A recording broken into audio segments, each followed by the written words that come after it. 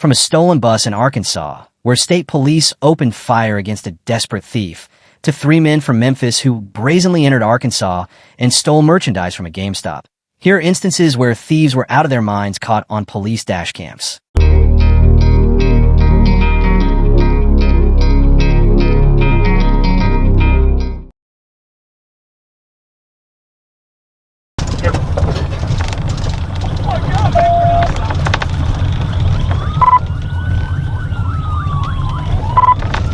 Now imagine waking up early for work, only to hear on the radio that a stolen bus is being chased through Arkansas. Not a car, not a pickup, but a whole motor coach bus rolling down the highway like something out of an action movie. Sergeant Monroe really had to think quick, and shooting the tires on a moving bus is no small task. That's precision under pressure, and it probably prevented a much bigger disaster. It's a reminder that in policing, every second matters when someone is willing to put lives at risk.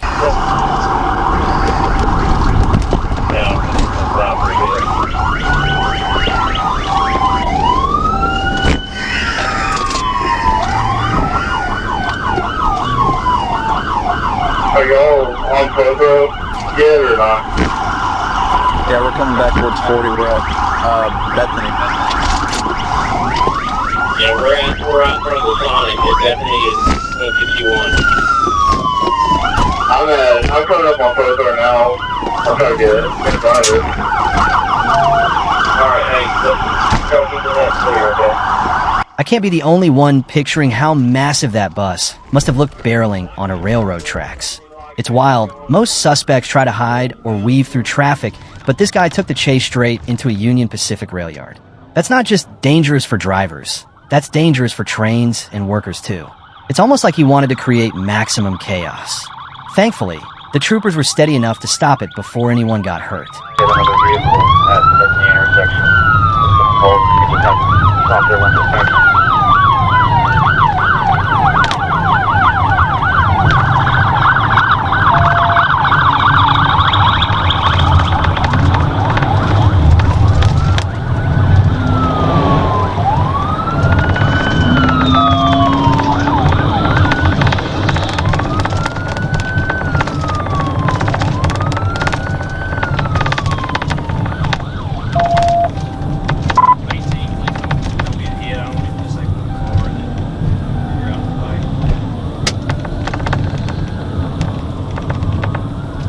Move into.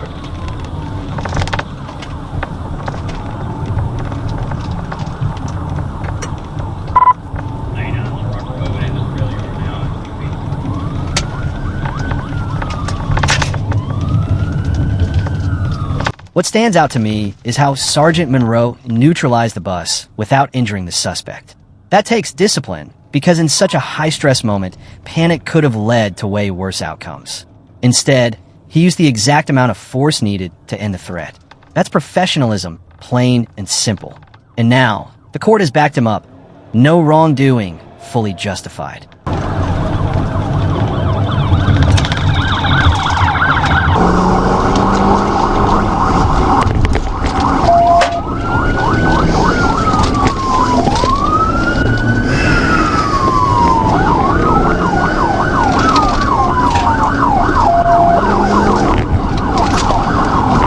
Continuing westbound to the rail yard. Hey, y'all got to lock it in.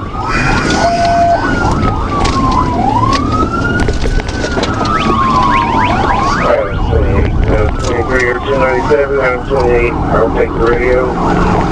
We're still about feet around there to the rail yard. You ever notice how criminals stack up charges like they're building a tower?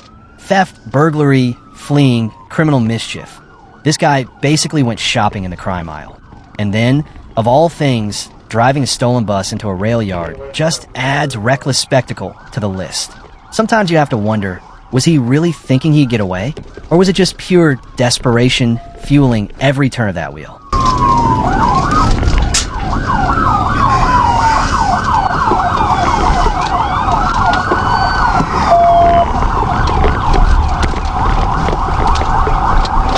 We are back by some large storage tanks coming into a employee parking lot.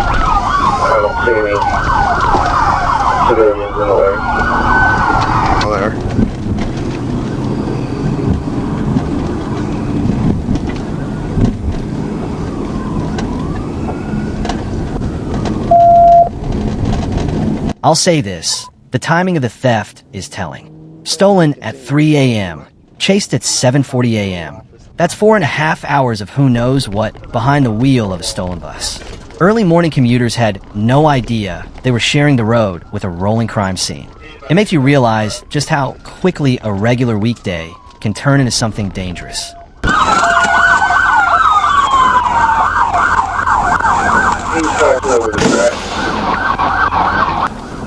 We've got 2 tires that have been shot out. 2 tires shot out.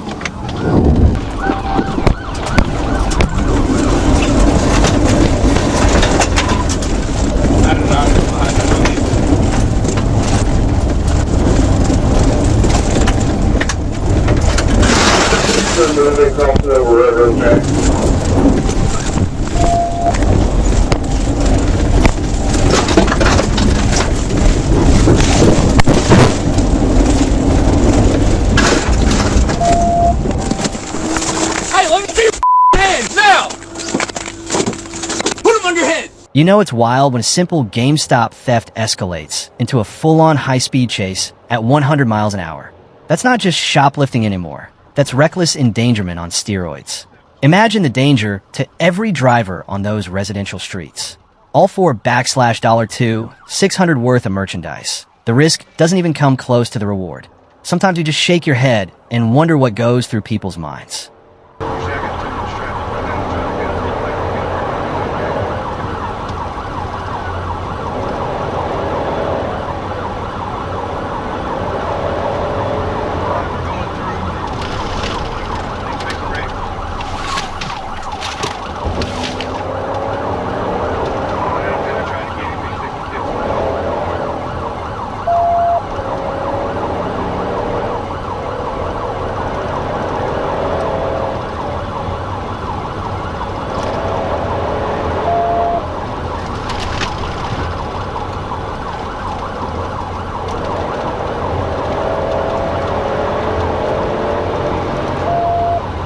The trooper's patience here is worth pointing out. He followed, gave updates, and waited for the right moment to strike with a TVI instead of rushing it in heavy traffic. That discipline likely saved lives because one wrong move at those speeds could have ended in tragedy. The successful pit maneuver shows just how trained and calculated these officers are. It's a reminder that police tactics aren't just about stopping suspects, they're about doing it safely.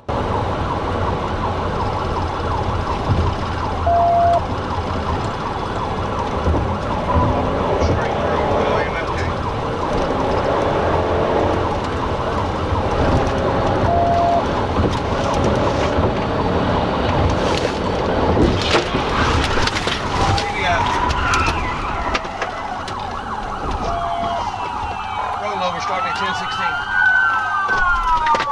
Don't rush it! Don't rush it! Don't rush it! Show me your hands! Show me your hands! Think about this. 3 grown men risking it all for stolen merchandise and drug paraphernalia. At 27, 30, and 33 years old, these aren't kids making teenage mistakes. These are adults making choices that will follow them for years. And the kicker? They didn't even get away with the goods. Everything was recovered. That's a losing plan from start to finish. We're coming to you. We're right here at the, just past MLK on Broadway.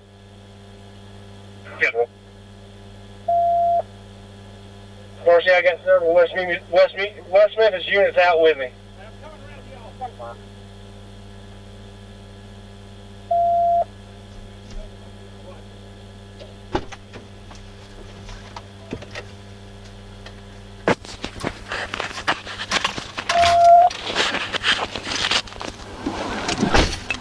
One detail that jumps out is how the suspects kept pushing harder as the pursuit went on, running red lights, blowing through busy intersections, and maxing out the car over 100 miles per hour in city traffic. It shows you how desperation fuels dangerous driving. The trooper even said traffic was too heavy for a safe intervention, but he kept his cool until the right window opened. That patience is exactly why this chase ended with arrests instead of casualties. Right here. You keep back my car as you cover, right?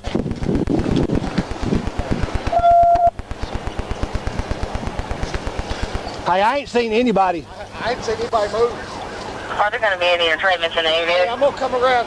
All right. That's 2500.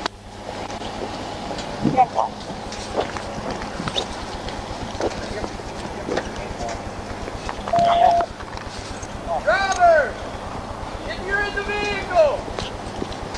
Hey, I see them piled up there in the windshield. They ain't moving.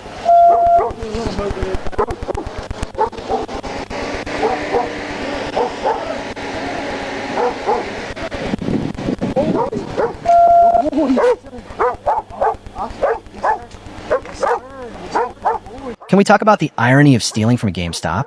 It almost sounds like the start of a bad movie script, running from cops with bags of video games at 100 miles per hour. But in real life, it's not funny at all. That chase put dozens of innocent lives at risk. And for what? The suspects ended up in jail with more charges than they probably imagined when they walked into that store. Here's the lesson for anyone watching. Every mile you run just adds another felony to your record. Shoplifting could have been one charge, but fleeing, reckless driving, and drug paraphernalia piled it way higher. By the end of the day, the court isn't just looking at theft, they're looking at the whole list. And that list is exactly why these three are sit ing in a county jail now. Fleeing never pays off, it just makes things worse.